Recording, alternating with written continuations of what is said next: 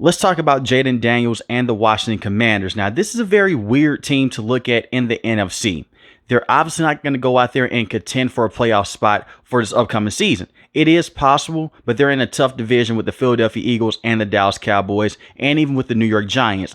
I will say this, the Washington Commanders long term can be a dangerous team in the NFC. They have a lot of good young talent. They have guys like Jayden Daniels that you hope will be a franchise quarterback for the next couple of years. You also have Terry McLaurin, who has been phenomenal, has over 1,000 receiving yards every single season in his career. And the reason why I am now higher on the Washington Commanders for this upcoming season than I was last season, they're still dealing with the Dan Snyder hangover effect. Dan Snyder did sell the team, but you're still dealing with a lot of parts that he hired in with guys like Ron Rivera. You also had Eric Bieniemy, who was a terrible offensive play caller. Then you also had Jack Del Rio, who was fired at the halfway point in the season, and Ron Rivera would go over and call plays. But the biggest concern with the Washington Commanders over the last few years has been the quarterback situation. Since they let Kirk Cousins walk away and go to the Minnesota Vikings, they have had so many different quarterbacks walk through the door. You've had guys like Alex Smith, Josh Johnson come in and start games for you, Case Keenum, Dwayne Haskins, rest his soul. You also had guys like Taylor Heinicke come in and give you some good production here and there. And we obviously know what happened with Ryan Fitzpatrick and Sam Howell. Now, Sam Howell, in my opinion, was dealt with a raw deal. This was the worst offensive line unit in terms of pass protection last season. And Eric Bieniemy did not help this kid out. It was year number 2 for him. He got to start one game. It was the last game of his rookie season, and they defeated the Dallas Cowboys. And they started the season off hot. But the offensive line was terrible, and the wide receivers could not go out there and separate. And Sam Howell did deal with accuracy issues, and he did deal with holding on to the football for too long. But Eric Bieniemy was one of the sole reasons why that offense failed. You now have an explosive quarterback in Jayden Daniels. They haven't had this type of quarterback since RG3.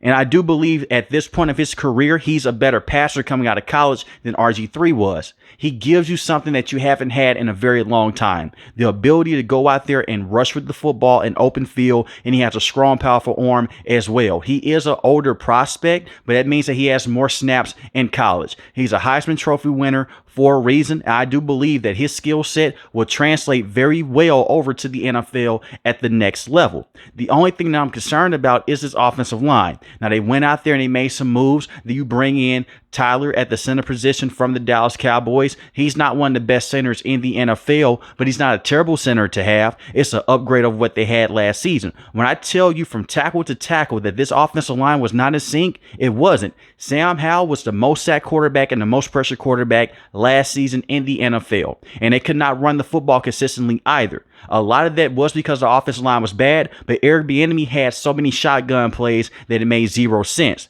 You now bring in Cliff Kingsbury. Hopefully he can be a better offensive play caller with the Commanders than he was with the Arizona Cardinals. I'm not the biggest Cliff Kingsbury fan.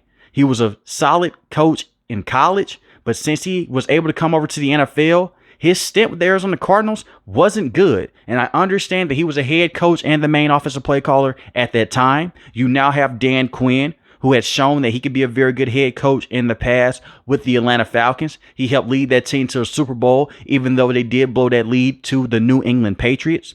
But when I look at Dan Quinn, he's a safe option. You take him away from the Dallas Cowboys. He's a former defensive coordinator. He's going to come in immediately. He's going to come fix his defense. I'm going to get more in depth about the defense in the next couple of minutes. But when I look at this offense, I'm worried about Cliff Kingsbury. But hopefully he's matured as a play caller because they have good weapons. I like the running backs. Brian Robinson Jr. is a very good in-between the tackles running back, and he should be the bell cow. Austin Eckler is a solid running back. He can do it all. He can catch the football at the backfield. He can run in between the tackles at times. But you don't want to just have a bunch of plays when it's 3rd and 1 and 3rd and 2 and you're just trying to play smash mouth football and you want to give him the football at the backfield. When it comes to running routes and doing things like that, he's a very good running back. He was a very good running back with the Chargers. He just can't be your main running back in terms of just being that power back. You have Brian Robinson Jr., who can fit into that mold very well. And he's done that in his first couple of seasons in the NFL with the Washington Commanders. So you have a very good two-back system, and you can work off a read option with Jayden Daniels as well. Did not suffer major injuries in college. Obviously, things can change over to the NFL. He is a lighter quarterback, but the ability to juke and to move in open space is just phenomenal to see. The wide receivers. I'm concerned about the wide receiving core. I'm not going to even lie to you guys. They were in the bottom of the league in terms of separation besides Terry McLaurin. We know that he is a baller. He's one of the better wide receivers in the NFL. But when you take him away, who is the number 2 threat with them? You had Curtis Samuel last season. He wasn't able to stay healthy. He's no longer here. You're waiting for Jahan Dotson to go out there and to be that big-time wide receiver. You selected him in the first round a couple of years ago. The problem is with Jahan Dotson, he can't separate. And he's not bodying up corners like how he did at the college level, because you have more elite talent at the NFL level than he had to go against in college. And you're starting to see it now. They press him up at the line of scrimmage, and he doesn't do well against press. He's not a bad wide receiver, but he hasn't lived up to that hype. And this is a guy that gets a lot of one-on-one opportunities because Terry McLaurin is begging you to go out there and double team him, because he could single-handedly go out there and turn over a game like how he did against the Philadelphia Eagles in both games last season. They need Jahan Dotson to stay healthy and to go out there and produce. Being healthy has also worked against him as well. Right now, I will not say that he is the number 2 wide receiver. I think that could be Luke McCaffrey. And I know a lot of people may call me crazy, but this is a guy that's coming over from college. He can fit this system very well. Good, can run intermediate routes, can take the top off the defense. He's not Terry McLaurin, but he can be a consistent wide receiver that can go out there and he can beat press coverage. They just need to see some more consistency out of Jahan Dotson, and he has to perform for his upcoming season, because if he doesn't, they won't exercise the 5th-year option, and they just may cut him. And right now in training camp, he's not looking that good either from what all the reports that I'm seeing. Even Dan Quinn is saying that he is concerned about him at points and times in camp. But I do believe that he could turn things around. And I hope that he will turn things around. But right now, when I look at the wide receivers, Terry McLaurin is obviously the number 1 target. And then you have Luke McCaffrey, who is going to be that number 2. Luke McCaffrey is going to be awesome. You have Zach Ertz. He's an older tight end. He's not the same player that he was with the Philadelphia Eagles. One of the reasons why he is with this roster is because Cliff Kingsbury built a good connection with him when he was with the Arizona Cardinals. I will say this about Zach Ertz. Very good veteran to have. Short yardage situations, you can use him, can be a very good goal line threat, can go out there and score in the red zone. I don't see him being a top receiving tight end. I just don't. So the receiving options, they bother me, but Jayden Daniels can go out there and make guys miss behind the line of scrimmage if the offensive line isn't better, and he can point guys open. Sam Howell did have mobility, but it's not like how the mobility that this kid has. He could take it to the next level in that second gear. He's just able to move around. He's like a human joystick. He's going to be fun to watch. I know the last scrambling quarterback that the Washington Commanders selected at the time the then Washington Redskins selected was RG3, and how that all ended. But when I look at Jayden Daniels, he'll slide. He'll go run out of bounds. He could take care of himself, something RG3 unfortunately could not do. I think you're going to be in a great situation here with this kid. Just give him time to develop and build the right pieces around him. Now, I mentioned Dan Quinn earlier in this video. They needed a defensive head coach. You could say they needed an offensive head coach because you have a young rookie quarterback. That is true. But this is a defense last season that was not good, especially pass defense-wise. Their defense was terrible. And Ron Rivera was a defensive guy. He had a defensive mindset, but it was outdated for today's NFL. He ran by the old NFL standards. When he had all that success with the Carolina Panthers, he tried to translate it over to the Washington Commanders, and it did not work. They have good players on this roster. Emmanuel Forbes is the first player that I want to talk about in the secondary. I think all you guys have seen the clip in training camp when they went against the New York Jets in an open practice. He was getting cooked by Garrett Wilson. He's been getting cooked by Terry McLaurin as well in scrimmages. He had a horrible rookie season, and I felt bad for him. Ron Rivera put this kid in press man coverage against the best wide receiver of the opposing team with no safety help.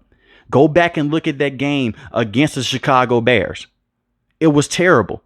You had him in one-on-one coverage with DJ Moore, and nothing was working. They tried to do roll coverage to help the kid out. He kept getting burned over and over again. Yes, we can blame coaches, but at some point in time, you have to say players have to go out there and be accountable, and they have to step up. Dan Quinn is going to do his best to help out players in the secondary. He's done a great job of coaching guys up in the past when he was a defensive coordinator with the Seattle Seahawks. When he was a defensive head coach with the Atlanta Falcons, they had a good secondary. And the same with the Dallas Cowboys. He helped develop Trayvon Diggs and those pieces that they have there. Give the defensive backs coach a lot of credit as well. But Dan Quinn helped those guys out. If Emmanuel Forbes cannot step up in year number 2, I understand it's a brand new system. You just may move off this kid because he got benched last season. I like Emmanuel Forbes coming out of college, but something's not clicking with this kid right now. You can't have him on the field. He's a liability. He's terrible in man coverage. Maybe you put him out there in zone coverage, but this is the thing. His draft profile had him as a press man corner, and he was a beast in college. In zone, he looked confused in college. This is what I mean when I say things don't always translate over to the NFL level. And this is one of them. He doesn't look as athletic as he was in college, and his hips are tight. You can't have that in today's NFL, especially in this division with guys like Malik Neighbors, CeeDee Lamb, Brandon Cooks, all those wide receivers, A.J. Brown, Devontae Smith. They will cook this kid if you keep him in one-on-one coverage, and it will kill the defense as a whole. Hopefully he can go out there and he can be the guy. You have Mike as well, who you drafted in this draft class, coming over from Michigan. He's going to be a very good corner. By the way, he can play inside the nickel. He's also an outside corner as well. He's a phenomenal player to have around. He can run press man coverage. The opposite of Emmanuel Forbes, he doesn't really have holes in his game. He can do everything for you. He can tackle as well. I'm not saying that he's going to be the true number 1 corner for this team for the next couple of years, but he can go out there and he can hold his own. I'm just worried about Emmanuel Forbes, but having Mike is a very good player to have in the secondary. You have Jeremy Chin, who is a solid safety to have as well. I really like his game. You have Michael Davis at the cornerback position. I will say this right here. He was not a good player with the San Francisco, not the 49ers, with the Los Angeles Chargers. He was not a good player there, playing underneath Brandon Staley. But I will say this about Michael Davis. In short guarded situations, he's fine. When it's 1st and 10 and 2nd and 10, get him off the field. The weakness of this defense is their secondary. Even the fact that they traded Chase Young, and they also went out there and they traded Montez Sweat. Their front 7 was not bad. It was their secondary that was getting roasted over and over again. In order for them to actually contend in the next few years, you have to figure out this secondary.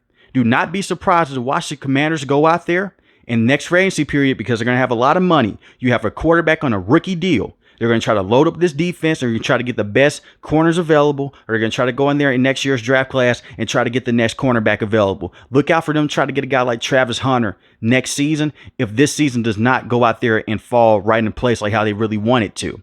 And I don't expect for them to go out there and win over 8 to 9 games. I'm just going to be honest with you guys. But they also have some solid players. I don't want to make it seem like they're just terrible on the defensive side. Deron Payne is a baller at the defensive tackle position. Jonathan Allen is phenomenal as well. One of the best 1-2 combos at the defensive tackle spot. It's going to be hard to run the football, and they're going to also open things up for guys as well. When they traded Chase Young, I like that move. I really did, because he wasn't able to stay healthy with them. And by the way, when he was on the field, his motor did decrease at times, but he was still a very good player. He just couldn't stay healthy with the Washington Commanders. You have Cleveland Farrell. Hasn't lived up to that hype. I don't expect for him to be an elite edge rusher. You have Dorrance Armstrong, who's coming off a very good season with the Dallas Cowboys. 7.5 sacks on the season. And one thing that we know about the Dallas Cowboys, their defensive tackle position is one of the weaker spots on their team. He's coming over to a team. Their defense is predicated on defensive pressure up the middle. I expect for him to go out there and get over 10 sacks this season, because he's going to get a lot of one-on-one coverage. And yes, he played alongside Michael Parsons. But when you're playing a lot alongside these two beasts, that's going to help things out. And if Deron Payne or Jonathan Allen, one of those guys, do go down, or you're going to trade one of those guys away, you drafted Johnny Newton as well from Illinois, who is a very good defensive tackle. All these guys can go out there, they can get after the quarterback, and they can go out there and stop the run. So running the football on the Commanders is going to be tough to do. You also have Bobby Wagner at the middle linebacker position. He's not the same player that he was with the Seattle Seahawks many years ago on that Legion of Boom team. but he's still a very good player to have around. He's a very good veteran. I think Bobby Wagner is a slept-on linebacker in today's NFL. 96 solo tackles, 3.5 sacks. He's not going to go out there and make too many plays on the football unless it's a goal line situation, but he knows his defense. He played underneath Dan Quinn for years, and he's going to fit this system like a glove. You have Frankie Louvu, who is a very good edge rusher and just a very good linebacker as a whole, coming over from the Carolina Panthers. He's just a playmaker. Force fumbles, sacks, tackles, whatever you need, he's going to go out there, he's going to get it for you. So their linebackers and their front seven as a whole, I have a lot of confidence in. I love their front seven. It has a lot of veteranship, a lot of good young players as well. They're going to go out there and put a lot of pressure on the quarterback. And I will say this, if their front seven can get home on a consistent basis, their secondary doesn't have to hold up for as long. So that's the flip side of this. I'm saying that their secondary is so weak, their secondary could just go out there and only cover guys for 3 to 4 seconds if that pass rush can go out there and get home. We've seen that in the past. Look at the Philadelphia Eagles. When they went to the Super Bowl against the Kansas City Chiefs, that season, their pass rush was so good, it helped those cornerbacks look like elite level talent because they did not have to hold for as long. And the same with other teams in the past as well. When the front seven is getting home and the quarterback doesn't have time in the pocket and they don't have mobility, they're dead to rights. Then you can see turnovers start to happen. Then you can shade underneath. You don't have to play over as much because they're going to try to get the football out quicker.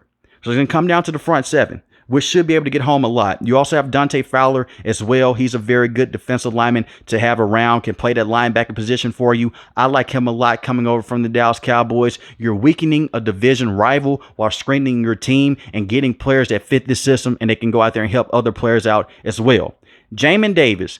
Jayden Davis will play more edge rusher for this upcoming season. Hopefully it can work out because this is a guy I really like his skill set. He's not a bad linebacker. He can tackle in space. He can make plays on the football. He just hasn't been that first round pick that they were hoping for. If he could come off the edge and just generate 5 to 8 sacks this season, they'll be successful.